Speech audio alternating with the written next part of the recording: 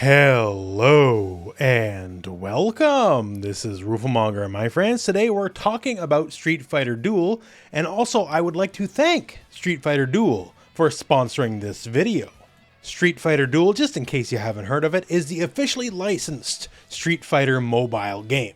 It has all the classic Street Fighter characters you would want, and it's all in one mobile RPG package. So in this video, let's just talk about what the game's about. It's certainly not the classic 1v1 Street Fighter experience, but for what it is, I think it's actually quite interesting. So yes, Street Fighter Duel is definitely a mobile RPG. This is your main menu, and there is tons of stuff to be done. You can't fault this game for having lack of features, to be sure. And we're going to go more in depth on this, but at the core level, what the game is you build your team of Street Fighter characters, and then you take your team and, well, send them into battle. There is many ways to do battle, and how you build your team and how you utilize your team is incredibly important. Looking at the combat before you know how it all works, it can be a little distracting, honestly, but once you understand it, there's a lot of synergy, and honestly, it's pretty interesting. So before anything else, let's just talk about the crux of the game, the characters. You're playing the Street Fighter mobile RPG for a reason, because you want to play with the Street Fighter characters, so let's showcase that off. So first off, how do we get the characters? Well, just like many other mobile RPGs, you'll be making pulls, you'll be making draws, and you'll get characters of varying rarities. Someone like a Cammy is a higher rarity than, say, someone like Dan. And of course, there's all sorts of upgrades and everything we can do with all the characters. But yeah, getting pulls is the main way you'll unlock your characters. And as always, as it should be, it's pretty satisfying, I'm not gonna lie to you. As far as the main roster goes, we got over 40 characters in the game already. Definitely pulling from the Street Fighter 4 era for a lot of inspiration of the characters. And my understanding is there's many more to come in the future. And also characters that'll come in the future that are potentially not from Street Fighter. We'll have to wait and see on that one. So once you have all the characters you'd like, you have your roster page, and you can just mess around with your characters from here. So there's lots of characters to go through. And some characters actually are different, as in there's multiple Guiles, for example. There's cool skin Guile, but there's also just regular Guile, and they're actually different characters. So there's a lot of depth and variety in that way too. You pick a character, here you can level them up, you can equip them, all the RPG stuff you would expect. And also here's where you can see what they do in game, and this is where a lot of the combat stuff is born. Every character has a super move, a passive, and also multiple follow-up moves for combo chains, which we'll explain later on. And naturally, everyone's moves do different things, and you want to build your team accordingly. So Chun-Li, her super is Kikosho, it's just a giant AoE damage move. Her follow-up, Spinning Bird Kick, is AoE, and her normal lightning legs, well, that's single target, so you gotta pick and choose what's the right move for the right occasion. And her passive fills your super bar with crit, so you want to build her more crit build focused. Now, say someone like Hugo, very different. Hugo's more like a tank. You want him at the front of your lineup, taking all the hits. His super is straight up a shield. Hits the enemy and then builds a damage shield accordingly, and also builds potato stacks, because that's Hugo's thing. It's all about stacking potatoes. If you don't know the lore, Hugo is obsessed with potatoes, so this game actually digs pretty deep in terms of making a lot of character specifics as far as the gameplay is informed. But yeah, for Hugo, you build and burn potato stacks, and it helps him keep his health up and helps his tanky nature. Conversely now, from tanky Hugo to someone like Dalsum. Dalsum, he definitely wants to be in the back of the line here. His super is effectively Yoga Inferno, but with a mix of like his V-trigger from Street Fighter 5, where it lays down a flame carpet and just DOTs the enemy if they happen to be on it. And he has moves like Yoga Tower, that's his super follow-up. The longer he can hold it, the more big buffs he gets, so he's someone who benefits from staying far in the back. Now, that said, let's go back into a match here and understand the game flow so you can get the hang of it. So your characters will auto-battle to a degree, and the auto-battle leads to your super bar building up. That's the main focus here. Once you have the meter, you can burn a super, pick the appropriate character for whichever super you want, and then you get the option to do your follow-ups after the supers. These are the little things you can see right there. So first I activate Dalsum's level 1, that's the Yoga Tower, and then I activate Hugo's level 2, that is his Mega Throw, and then finally I go for level 3, which is Chun-Li's Lightning Legs. And that's about the basics of it. You do the correct super and then you do a bunch of follow-ups, and of course there's a right time and a right place to do certain moves, and not every move is always the best answer for every situation, but yeah, there we go. Now of course there's a lot more depth than just this.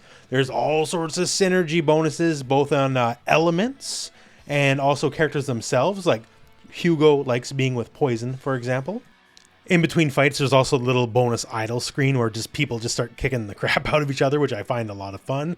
This is just free money, free experience, free everything. When it comes to like the free-to-play aspect of the game, I actually find it quite generous, which is very good. And I like seeing the little dudes beat each other up. The animations are actually fantastic in this game. Definitely a cut above the usual free-to-play fare. As far as various modes go, there's quite a few. So we have a standard story mode where you travel across the world trying to stop the evil M. Bison. We have a PvP styled arena where you can beat up just your friends and just random people all around the world. If you want to do good here, you got to make sure your team is like as cheap as possible. There's Shadaloo City, which is sort of like a dungeon crawl mode, where you'll have to advance through a course of a dungeon, trying to make the right choices here, fight stronger enemies for better rewards, or try to dodge them and just keep your health up because it's going to be a grind to get to the end. Another mode where team building matters a lot because your team has to be able to survive all the way through. With roguelike elements, as you'll get buffs after every fight that carry all the way through to the end of the dungeon. There's a global operation mode where you basically go across like a world map in Ken's fancy car, journeying along with Ryu as well. And yeah, you just kind of explore things on the map. You might get some fights, you might get some treasures, and you just kind of play it out from there. It's a pretty interesting mode. And there's also a variety of kind of standalone boss fights, which I find very interesting. Either they're just straight up hard and you bring in your own personal team and try to take the boss on, or they limit your team and force you to pick from like fixed characters, a small pool of fixed characters, and it's almost like a puzzle battle to see if you can correctly use their abilities in the right way to overcome the boss. I actually find that very engaging, actually, because at least for the ones I've tried, they're all quite tough. Like, these are the ones where you're actually gonna sit up straight and start thinking about it, which I like. I'm a fan of. I like having to really engage with the game in that way and just kind of think a battle through. And honestly, there's still a bunch of modes to unlock, at least for me just yet. I've put quite some hours into the game already, but this is definitely a long haul kind of game, if you will. This game will reward you for putting a lot more time into it. And if you're looking to put that time into it, there's going to be more modes, more modes, more modes. Very interested to see what the Battle Royale and the Super Showdown modes are. That sounds extra enticing. But yeah, overall, it's just a solid, fun experience. A fun mobile RPG experience in the world of Street Fighter. If you are a Street Fighter fan, I think it's worth a shot at the very least, because the animations are beautiful, there's a lot of the classic characters, and, you know, it's just a good way to pass time, especially while we're all waiting for Street Fighter 6. Now, of course, I'm not going to lie to you, it is what you would think it is on some aspects of the mobile RPG front. There's lots of pulls, there's lots of gimmicks and gigaws, there's literally a roulette here with Chun-Li on it for you. But so far, at least in my time with the game, engage with it as much or as little as you want. Yes, there will be positions where they'll ask you if you want to spend your money. I put about 15 bucks into the game. I wanted to get Chun-Li right away, I didn't want to wait, so I got my Chun-Li right away, and you know what, I feel good about it. But yeah, as far as it goes, the free-to-play aspect, it's very generous from what I've seen. I'm getting tons of resources just to do pulls and all that kind of stuff non-stop. It's definitely not something that you should feel the need at all to put any money in if you don't want to. Especially with this one feature, which I think is fantastic. It lets you weigh your pulls. Like, for example, if you want T-Hawk more than any other character, and I know you at home, T-Hawk is exactly who you're pulling for, you can weigh T-Hawk heavier than other characters for pulls and draws. This game uses an element style system, so you can pick your element and say, okay, I would prefer, if at all possible, to get these characters over other characters. Now, it's not a guarantee, but the fact that it weighs the system better, like from after I captured this footage, I actually got two of those characters I put down there. I got both versions of Zangief, the costume version and the regular version. So it's a feature that helps respect your time a little bit at least. So yeah, in the end, to me, I think this game's worth a shot. If it's something you want to do as like a time waster until Street Fighter 6, or maybe something you want to dig a little bit deeper into, if you're more into the mobile RPG thing, Either way, I think it's worth a shot. The biggest review, I guess you could say, although it's not really a review, but I've had fun with my time with it so far. I liked watching my Hugo beat up everyone else. It was satisfying for me. But other than all that, well, I guess we're at the end of the video. So thank you very much for watching. Hope this video has found you well, and go out and play some Street Fighter.